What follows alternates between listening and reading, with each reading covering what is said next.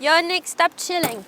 We're gonna do a video about how we manage to work and travel full-time all over the world with our butt boy, the Land Rover. Oh, you mean how we do all of this? Mm-hmm. That's a long story. Today's video is about how Nick and I have organized our life to travel full-time all around the world and finance it with our YouTube channel, with partnerships and all other type of work we do online. We're going to show you a concrete schedule of how 7 days of work and travel in our life look like. That sounds really cool, honestly, being able to travel all around the world like this. Dude, you're doing it. I know, but it's fun. I love it. There's one thing we didn't understand before starting this journey, how much work goes behind producing one of those videos and how to integrate that with a daily life on the road that is actually quite busy. When you're on travel, we need to plan our routes, like define where we're going, decide where we're going, what we're doing, the visa, all of the rest. There's a lot of logistics. That plus filming and publishing content and videos online is a lot of work and makes for a full-time job. So what we're going to share with you is what a 7-day week looks like for us in terms of work and travel. This is an example week because it's impossible to actually plan. There's so many things that just pop up, encounters, mechanics, emergencies. We actually travel 6 days a week. We try to keep one day off, which are Thursdays for Mathilde's YouTube or me for other jobs, which we'll talk about very soon. We usually work in the morning or in the evenings because during the day we travel and we enjoy the world tour. And so between Mathilde and I, we've decided practically from day one that we would split the tasks. And it actually has worked pretty well for us. So for example, Mathilde has the biggest work, which is the YouTube. And I have actually multiple hats. I have maintenance, itinerary, Instagram, Patreon, keeping in touch with people, finding collaborations. There's actually a lot of things. Mathilde still helps on some of these things, but Yeah, I think it's very much based on our respective personalities. Multi-hat and mono-hat, more or less. exactly. So, first thing to know, all of our videos have 2 weeks delay between the time we film a video and the time it comes up on the channel, more or less. So, at every point in time, we're literally working on 2 videos. One we film and one we edit. So Saturday, we publish our video and start a new week on the Sunday. The first priority for me in terms of planning the YouTube video is to get information from Nick. So usually I would kind of have an idea of where we're going, kind of what the week would look like. Kind of tell Mathilde, well, this week I think it will look like this. And then from there you kind of plan what the video will look like, right?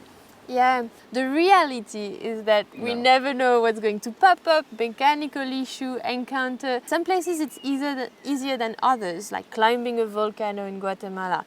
We know that there's this kind of challenge popping up and we can frame our video around that. In most times, we have no idea. So that's for the filming. And then during the day, the following all days of the week, we are both going to film every day during the day, everything that is going to happen. And on the Sunday evening, after we did our day of travel, the first step in editing the video that I use is derushing. We film on different cameras, on the Sony camera, on iPhone, on GoPro, on drones. So I need to put all of those files in the computer and then look at them individually to select the good ones from the ones that I can't use. And that takes easily 3-4 hours. On the Monday evening, I have a pretty good mental picture of all the clips that we've filmed and we can use for the video. So it's time to move onto paper or computer, but writing mode. On Monday evening, I like to write some sort of storyline. A beginning, a middle, and end. Something engaging and interesting about the place where we were or the people that we met. It helps me a lot to do this very early in the process, so then I gain time in the later editing. On Tuesday, I go in the hardcore beginning of the editing. I have my storyline, I have all the good clips we've filmed. I kind of put a structure in my editing software. We use Final Cut Pro, by the way. I put a structure and then I put the right clips in the right blocks of my story. so that then I can start cutting those clips, rearranging in different positions of the story as we go. I think professionals call that the rough cut. Cool. I'm learning words here. I didn't know rough cut. Rough cut. That sounds cool. Sounds pro, huh? Sounds pro. Wednesday, my rough cut is done, my storyline is ready. And to linkage all of those pieces together, we use voiceovers. Because I'm not a native English speaker, it takes me a bit of time to get the drafting right and the phrases grammatically all right. It's not that easy to record voiceovers, so sometimes you need to like start again and again because you stumble on words. Like you did just now? Like I did just now. So all of that is another full evening. Thursday is our full day off, as we call it. But we're not talking about vacation day, we're talking about stopping to move for a day, dedicating that full day to filming how-to videos, like this one that you're watching just now, and advancing on big chunks of editing for me and other tasks for Nick. So I will go in what the pro called thin cuts. I will put all of that together. I will put my voiceovers in the right places. I will add the music, my favorite moment. And it's also the moment where you add the little fancy elements, like the maps, like the subtitles, like the little text that pop up in the middle of the screens at some point. It seems easy, but it takes an awful lot of time. Friday of the YouTube editing process, it's the moment where I show Nick the video for the first time. Yeah, it's actually a fun day because I don't get to see any of the editing. Mathilde said earlier it's videos of the 2 weeks prior to our current state. My job is to give a bit of feedback on like, hey, this scene maybe is not interesting, or hey, this one's awesome, how can we make it even better? That part is actually essential for me because I've spent the last, 5 days nosing into the video, so there's just things I don't see anymore. But it's also time to work on a very big part of having a YouTube channel, is working on a thumbnail and a title. It's super important because it's about 50% of the reasons why people click on the video in the first place, you know, like it's like, no, it's not 50%, it's like 100% of why people click. Yeah, I would say with title and thumbnails probably like 90%. Yeah. It sounds like a lot of work. I'm actually stressing myself listing all of those tasks one after the other, but the reality is we stack up some of the work in the evening because we enjoy during the day. And we spend our days hiking, meeting people, going around. Listening to Mathilde talk, I was like kind of glad that I'm not doing YouTube because it's very meticulous, it's a lot of work and it sounds stressful, but it's actually all part of a hobby. And I think it's a good point to remind that if you want to do YouTube, make sure you love the filming and the editing. Because if you don't enjoy that part, it will ruin your trip, I think. It'll make it hard. And that brings us to our Saturday. What is Saturday? Saturday is the day we publish. Whee! I think it's the best day of the week. For you, it's the best day of the week, yeah. For me, the best one is probably Friday because I get to watch it before you guys do. I guess. That was the week of Miss Mono Hat YouTube here. Yeah. So now let's talk about the week of Mr. Multi Hat. Yeah. Schizophrenic dude. Well, when it comes to my jobs, well, I usually do 30 minutes in the morning maybe, and then probably 3 hours in the evening, sometimes 2, it depends. And I'm just gonna lay out everything that I do. What I have is, one of them is Instagram, so I make stories on a daily. Usually I spend probably half an hour in the morning answering some messages and comments. The evenings for Instagram, I prepare a post or a reel, and that takes a little bit of work. You edit the pictures. Yeah, editing the pictures on Lightroom we use on the phone. Then we go to Patreon. Patreon is actually a community that we really like. Patreon is probably our #1 source of revenue for this trip.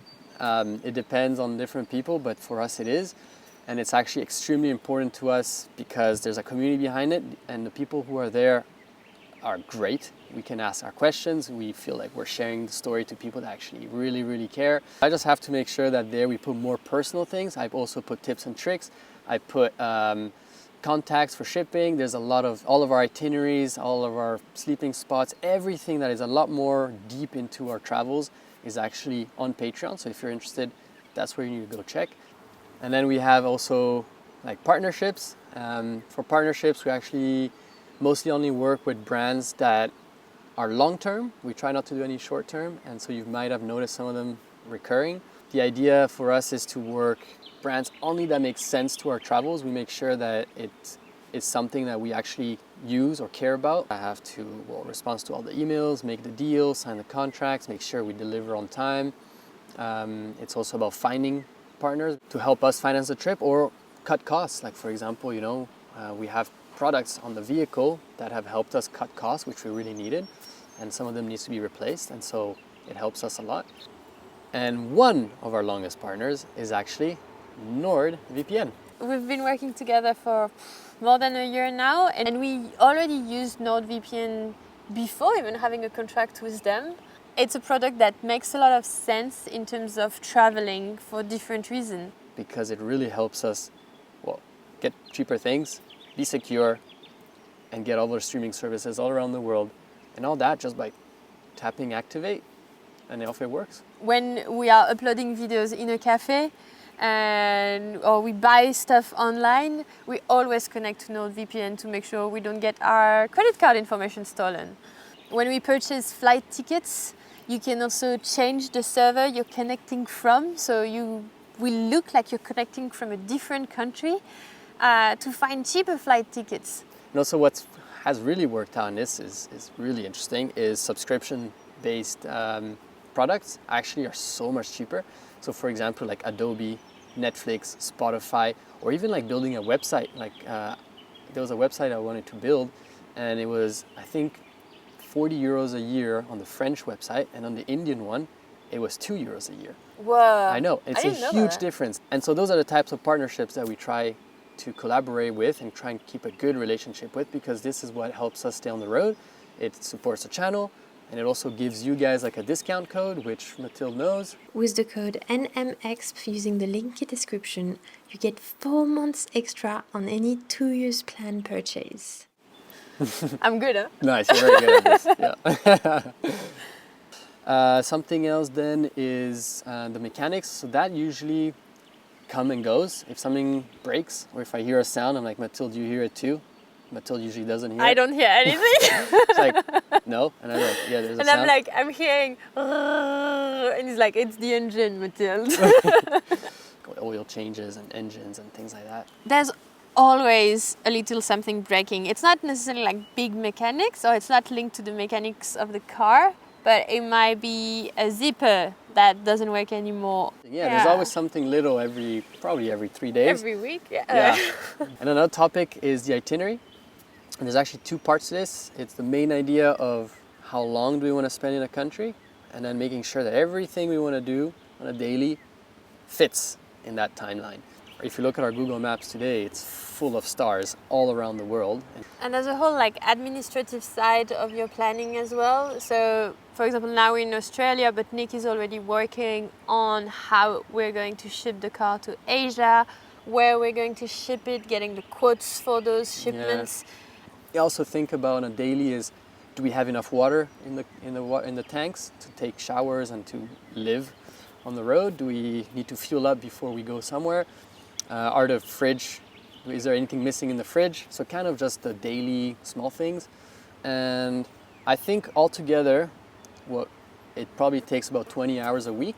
We try to keep it to 20 hours because the idea is the trip is a priority, the dream is a priority, and inspiring others to travel like us is very important to us as well. And if we can help in a way, we're super happy. And that's why we're making these help videos, because it can give you a first taster of what it means, what it looks like, if you can do it, if you can't do it. Some people ask us, do you think it's taking you away from your world tour journey to film all the time and doing this editing and doing this planning? We feel that it brings a lot of meaning to us to do this video and being able to share them.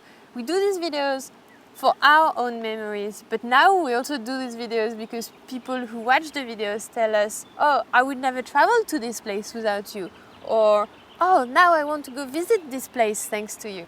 So tell us in the comment section below if this is what you had imagined of working on the road and trying to figure it all out together and mixing pleasure with work and all that stuff. And tomorrow is Friday, and you know it. Friday we... Watch an episode? Oh no! Friday we travel more! Oh, travel more, yep. See you next week! All right, see ya.